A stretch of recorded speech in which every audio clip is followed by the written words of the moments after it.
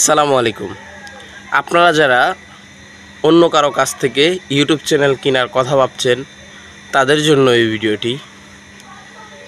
ধরুন আপনি একটা ইউটিউব চ্যানেল খুললেন, নতুন ইউটিউব চ্যানেল, তখন আপনার এই চ্যানেলে সাবস্ক্রাইবার গেইন করতে বা ভিডিও মেক করে ভিউজ আনতে, চ্যানেলের হেলথ বাড়ানোর জন্য আপনাকে অনেক অনেক অনেক বেশি কষ্ট করতে হবে। মনে রাখবেন, এটা ফেসবুক না, এটা ইউটিউবের ক্ষেত্রে বিষয়টা খুবই আলাদা, যেটা আপনি কল্পনা করতে পারবেন না। এখন আসি, এই জন্যই বেশিরভাগ মানুষ চিন্তা করে যে আমি 3000 4000 সাবস্ক্রাইবারওয়ালা একটা চ্যানেল কিনে ফেলি।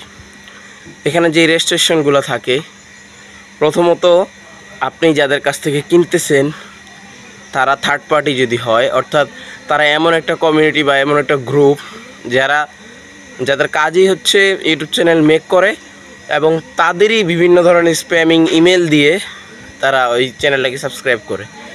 তো আপনারা এটা অলরেডি জানেন, ইউটিউবের অ্যালগরিদম এত কঠিন।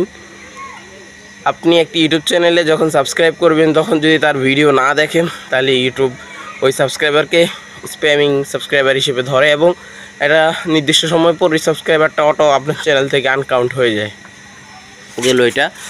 সেকেন্ড তারা নিজেরা ভিডিওটা দেখে এবং ইউটিউব যখন দেখে একটা নির্দিষ্ট লোকেশন থেকেই বারবার ভিডিওগুলো ওয়াচ হচ্ছে, তখন এই অ্যালগরিদমটা ওরা বুঝতে পারে। দেন আপনি ধরুন একজন লোকের কাছ থেকে একটা চ্যানেল কিনলেন। সো সে চ্যানেলটা খোলার সময় স্পোর্টসের ক্যাটাগরি দিয়ে চ্যানেলটা খুলছে, বাট আপনি ওনার কাছ থেকে কেনার পর আপনি খাদ্যের ভিডিও ছাড়তেছেন, ফুড ক্যাটাগরির ভিডিও ছাড়তেছেন বা অন্য যে কোনো একটা, তো আপনার ক্যাটাগরিও কিন্তু মিলতেছে না। এখন আসি, আপনি যখন চ্যানেল কিনবেন, নিশ্চয়ই তার চ্যানেলে কোনো না কোনো ভিডিও দিয়েই সে সাবস্ক্রাইবারগুলো আনছে। তো যদি অথেন্টিকও হয়, ধরেন আপনি কোনো থার্ড পার্টি থেকে কিনলেন, একজন ব্যক্তির কাছ থেকে আপনি চ্যানেল কিনলেন, সে বিপদে পড়েই চ্যানেলটি বিক্রি করলো। সো সে তার চ্যানেলের যে ভিডিওগুলো ছাড়ছে, অর্থাৎ সে যেই ক্যাটাগরি দিয়ে ভিডিও ছাড়ছে, যেমন 50-60টা ভিডিও না ছাড়লে কিন্তু একটা চ্যানেলের 2-3 হাজার সাবস্ক্রাইবার হয় না। এটা সহজ না ইউটিউব চ্যানেলের বিষয়টা।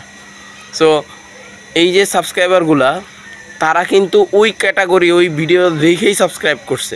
তো যখন আপনি ওর ভিডিওগুলি প্রাইভেট করে অথবা ডিলিট করে আপনি আপনার কন্টেন্ট ছাড়বেন, তখন তারা বলবে কী ব্যাপার, এটা তো আমি সাবস্ক্রাইব করি নাই, বা এই ভিডিও আমার সামনে আসতেছে কেন, আমি তো এই ভিডিও লাইক করি নাই বা দেখি নাই।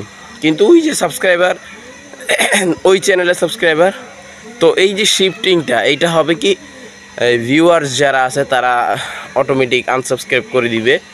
এখন আসি ইউটিউবের যে অ্যালগরিদম, মানুষের কথা বাদই দিলাম, ইউটিউবের অ্যালগরিদম যখন দেখবে একটা চ্যানেলের ভিডিওগুলো অটোমেটিক ওনার প্রাইভেট করে দিচ্ছে এবং ডিলিট করে দিচ্ছে, কারণ আপনি তো চাইবেন আপনার চ্যানেলে আপনার ভিডিওই থাকুক, আপনি তো অন্য কারো ভিডিও থাকবে এটা চাইবেন না।